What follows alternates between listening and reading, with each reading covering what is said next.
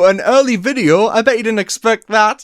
Or care. Hello everyone, and welcome to Dungeon Bits, and the beauty and the cause of a lot of arguments in the TTRPGs that we play is that the rulebooks tell us how to play, but not how to play. GM and player etiquette are subjective things. It's hard to put them in a book, but I found a post on the r/dndhorrorstories subreddit, and it was fascinating to me. If you're active in the TTRPG community, you might have seen this already, but basically, there are 44 rules given, and after looking through, some of them, they range from entirely fair to bafflingly harsh. And to add another layer of mystery, the post was deleted, it was taken down, but the question is why? Well, after reading through some of them, you might be able to theorize why, but because it was taken down, I can't give you a link to go see it.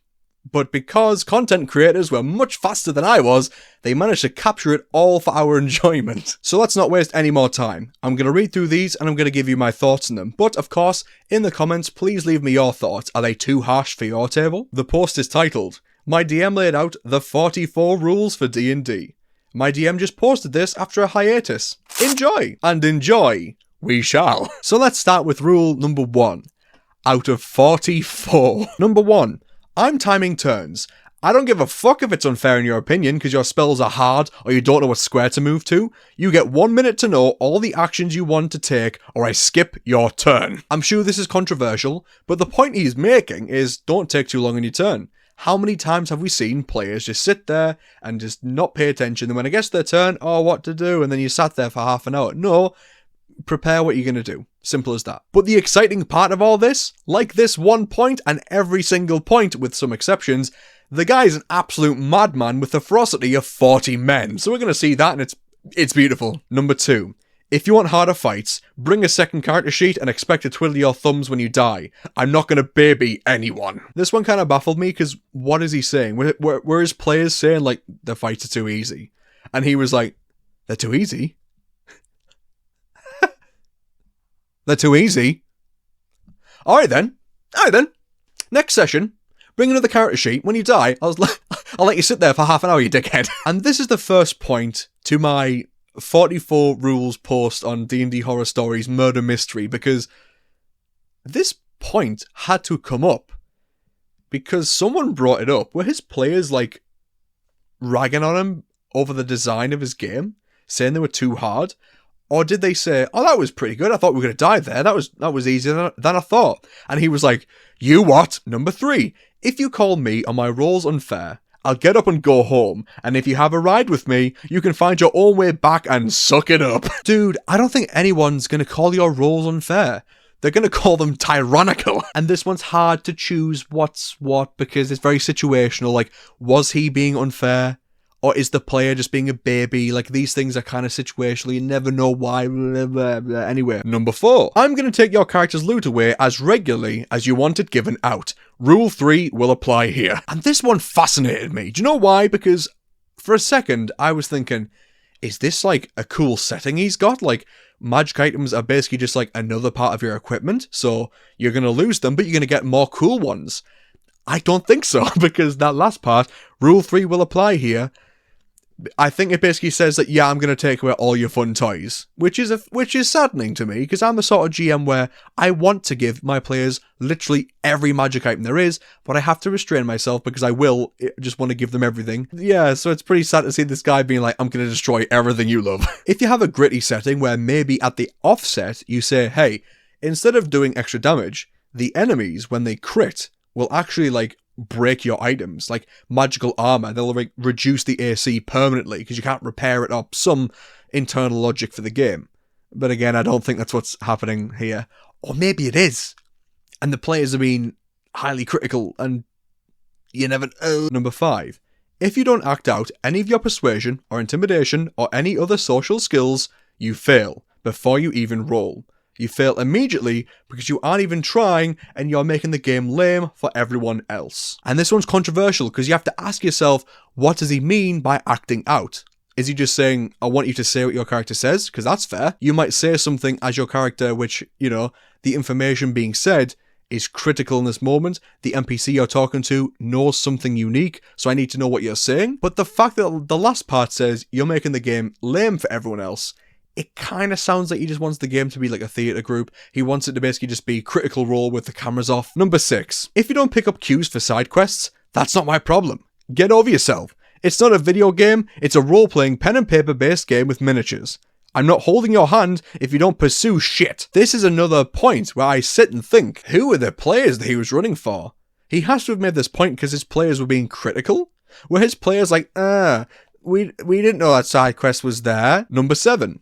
If you move to a square in combat, there's no takebacks. And this one is its own video in itself to discuss. When can you turn back the clock and retcon, like, oh, I didn't mean to go there, I didn't know that was there, blah, blah, blah. I always go with the idea that if you move with the full intention of going that way, then you see something that makes you regret your decision, and you go, actually, my character wouldn't do that. No. That's when you're like, nope, you stick there. You have now gained information through basically just like thumbing around the battlefield when you shouldn't be able to do that, so no, you stick with your decision. Number 8, you tell every single person what you're doing before you do it. You don't fucking roll dice and then say you're casting fireball, you tell us all. Again, this is just good player etiquette. Have you encountered this? Because I've encountered this, where players just do stuff, and you sit there going, what are you doing, Kev? And he's like, I cast fireball, or I cast this spell, or I go over here and stab the guy in the throat and kill him, and it's like, no. You need to tell me, because I have information. The players need this information as well to like operate what you're doing. You can't just jump in. Yeah, it's like football, except the whistle hasn't blown and the team's just gone for it. You can't do this shit. Come on. Number 9. I will give out exhaustion more frequently. If you argue, go home, or you can actually fight me over it, or you can DM yourself. I know it's not what he's saying, but I just love the idea that this guy's like, I'm giving out exhaustion, and if you don't like it, I will bite your fucking nose off, Kevin. Maybe he's someone who thinks that exhaustion is underused when it could be more used. Again, all this stuff, if said at the outset, or you communicate this very like calmly, hey guys, I want to introduce this rule, how do you all feel about it? Fair one. 10.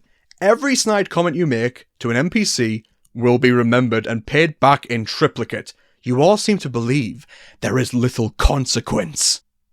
Mate, this guy will show up at your house and shoot your dog. Here's the thing. I've been this GM in the past.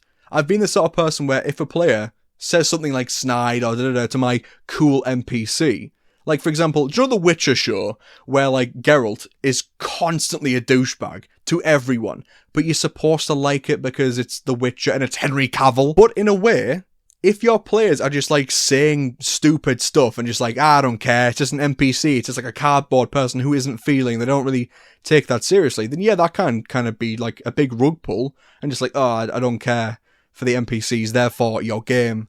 That's kind of crap as a player to do to the GM. Like, don't do that.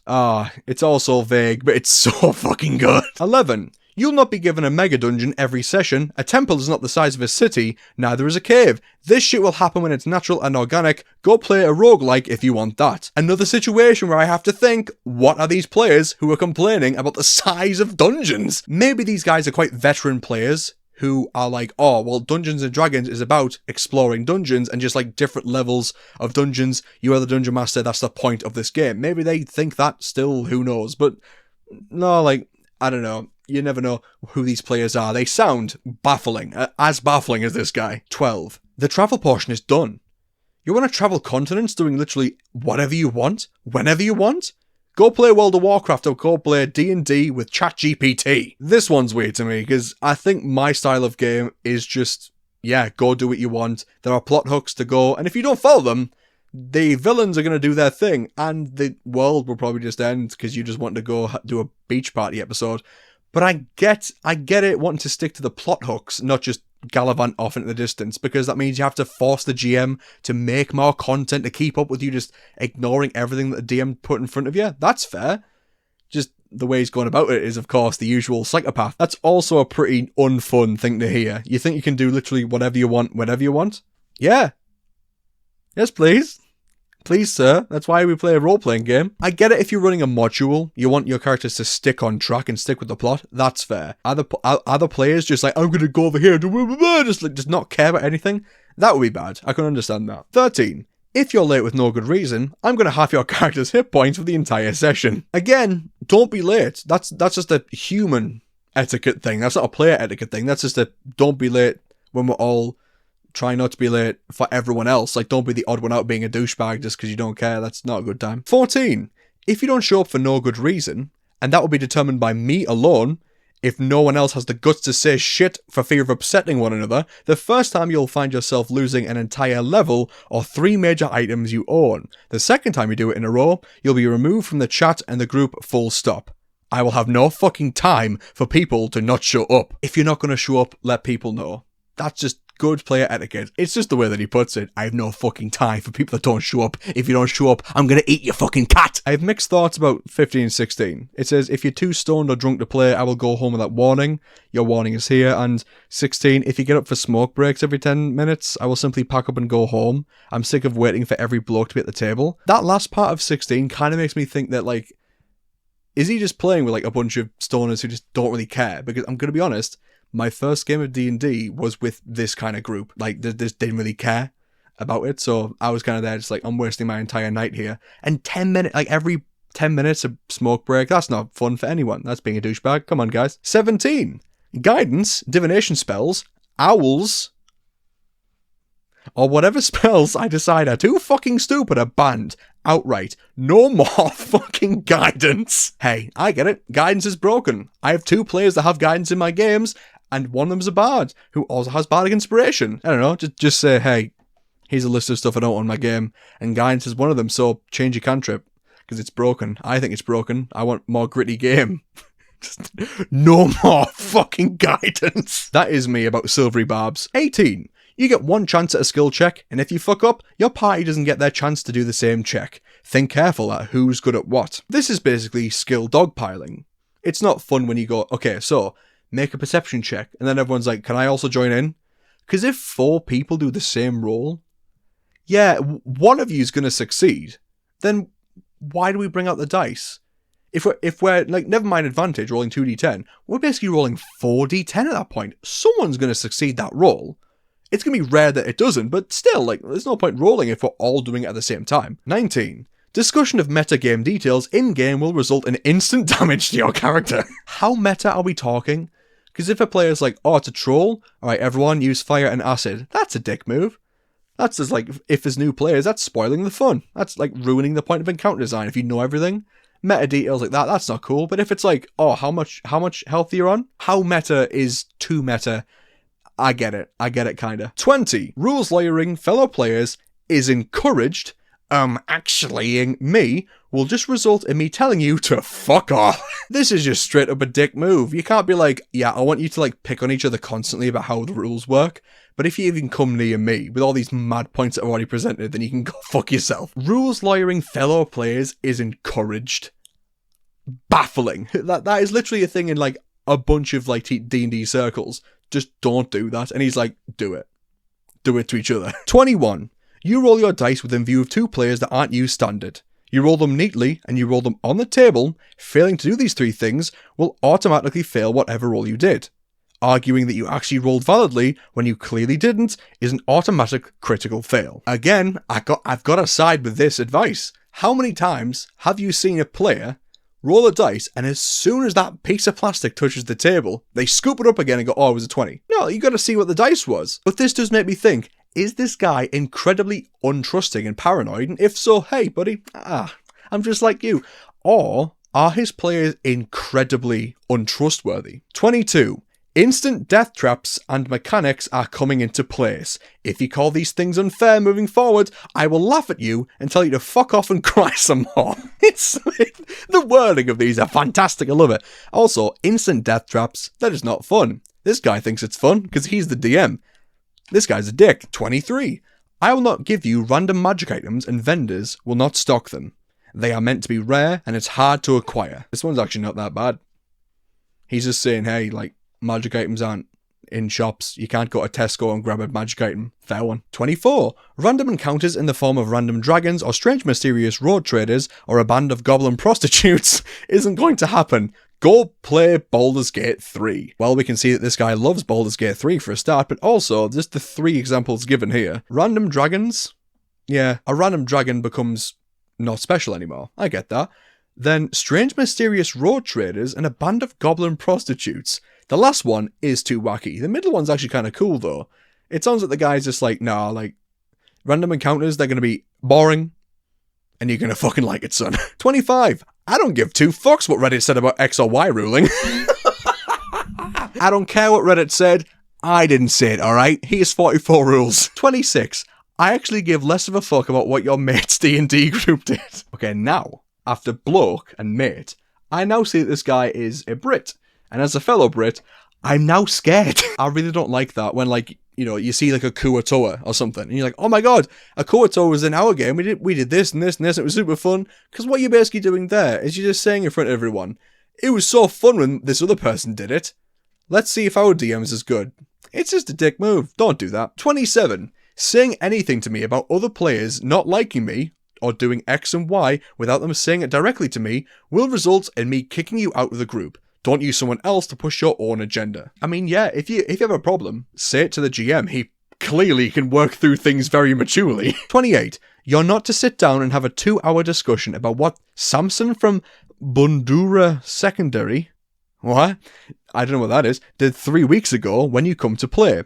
Take the 15 to 20 minutes I used to get set up and review my notes to talk to each other.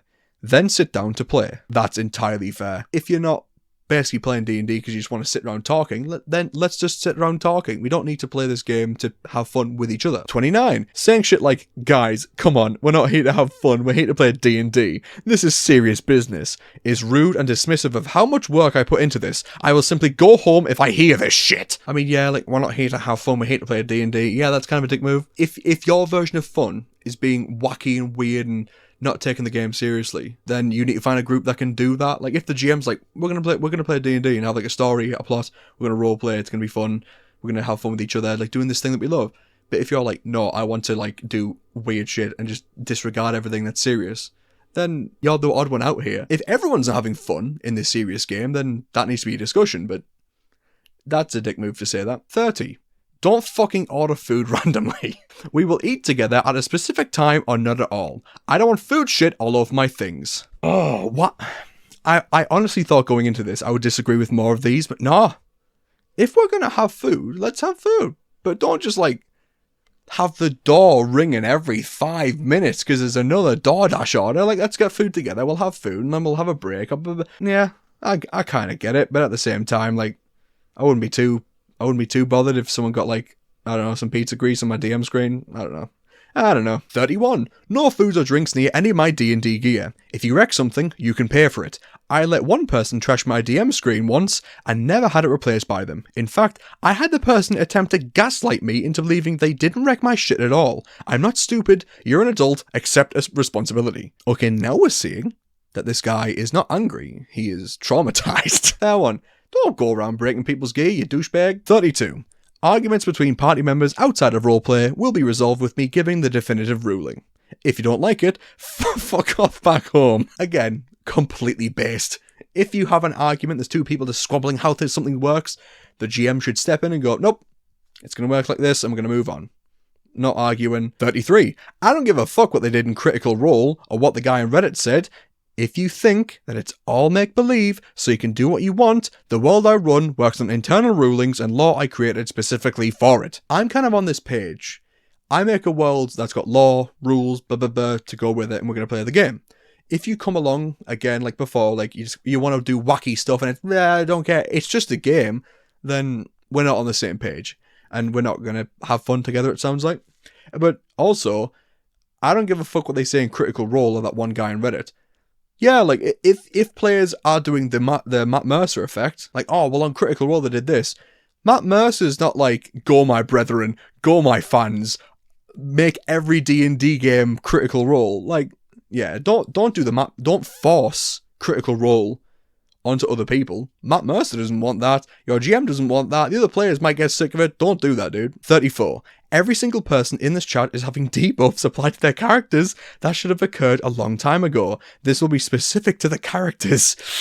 I mean, if everyone agrees, I guess it's not that bad, but holy shit, imagine like leaving a session and then coming back going like, oh yeah, you've got 3 curses and you've got 5 levels of exhaustion, because I love giving that out, and just be like, oh, what? I'm of the opinion of, if I forget something, we just move past it. Or if we agree, like, oh, actually, I do want that debuff for, like, roleplay reasons, then it's applied. But if not, then I'm not going to be a stickler about it. 35. If you don't bring your sheet, you don't play. 36. If you don't bring your dice, borrow some. I don't think this is that bad. I think we've all been in this situation where 36 has been an issue. Like, new players, they're joining, they want to play, but they've not brought dice yet because they've never played a tabletop game before. That's fine. You can use mine for now. Totally fine. 35. If you don't bring your sheet, I've been in this situation as well, where the character was just sat there like, oh, I don't have my sheet. And I was like, okay. What do you want me to do about it? I don't have your sheet. What are you going to use? And he's like, oh, well, do you remember what my strength save was? No, I don't. I've got like your AC written down. It's a very hard situation to give advice for, but yeah, I'm kind of on the same page. 37. When we play D&D, I'm not your friend. That doesn't mean you treat me like an enemy during the game. It means I'm no longer being nice. What a line. When we play D&D, I stop being your friend. That doesn't mean I'm an enemy. It means that you have to treat me like a neutral party. I'm just no longer being nice. Because it sounds like, bud, you are so nice outside of the game. 38. If you treat me poorly in any shape or form, after, during, or before the game, due to something that happened in the game, you're out. If you cannot separate a game from reality, I think you're a fucking moron, and I have little time to deal with that energy. Again, an incredibly strongly worded point to put across a very fair statement. If you're being a douchebag to your DM because of the game, what was this guy's group? I need to know. 39.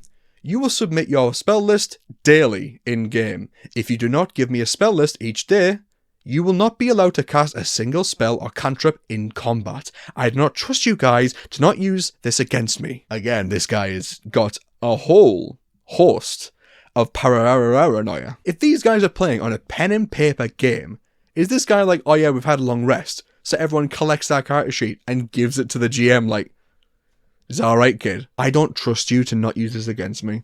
Imagine being like, oh, I'm a cleric, but like, you know, in the morning, I'm going to leave my spell list as it is. And you don't say it. And the GM's like, you can't cast a thing. Because you didn't tell me. You didn't tell God that you were changing your spells. 40.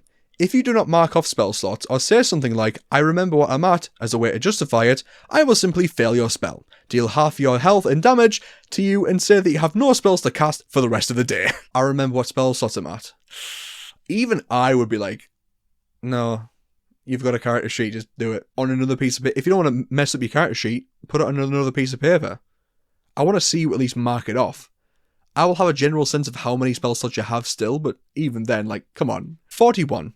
If you break literally anything you can buy, the lack of commas is hurting me. If you break literally anything, you can buy the replacement that day or not attend till you do. This kind of seems similar to the whole don't break my stuff thing from before. If you break literally anything, you can buy the replacement. Yeah, I mean, this guy's saying if you do it, that's what's going to happen. Fair enough, he's setting boundaries, I guess. You don't want players to come around that are basically just like children, just smashing all your stuff. That's not a good time.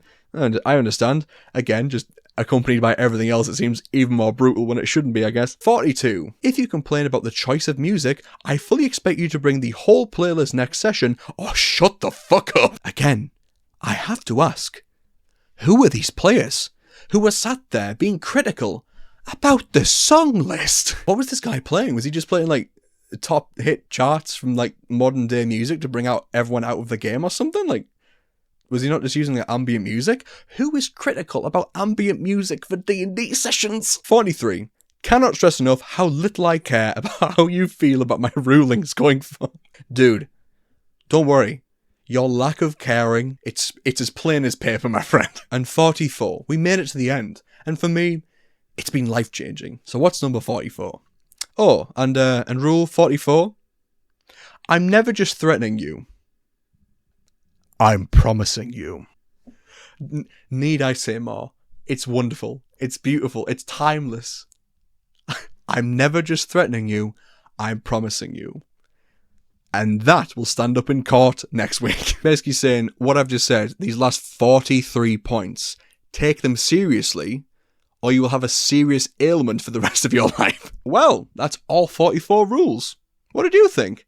I thought that a baffling number of them were actually pretty fair bits of advice, mixed in with absolutely horrendous advice, like, I think it was like 22 or something, like, oh, like, you can rules lawyer each other all you want, but the moment you even bring the rulebook towards me, I'm going to stab you in the eye. It's amazing. I'm Ellis. And if you like this video, leave a like, comment, or even share the video. Any support you can give helps me out a bunch. This is not what I normally do on this channel, but I thought this was too good to pass off, and I hope you've enjoyed looking through these 44 maddeningly baffling rules. Also, if you'd like to see more of what I do, click the video on screen. I'm not sure what it'll be, but hopefully it'll be something that you'll find fun. So, with that out of the way, I love you all, and I'll see you next Saturday.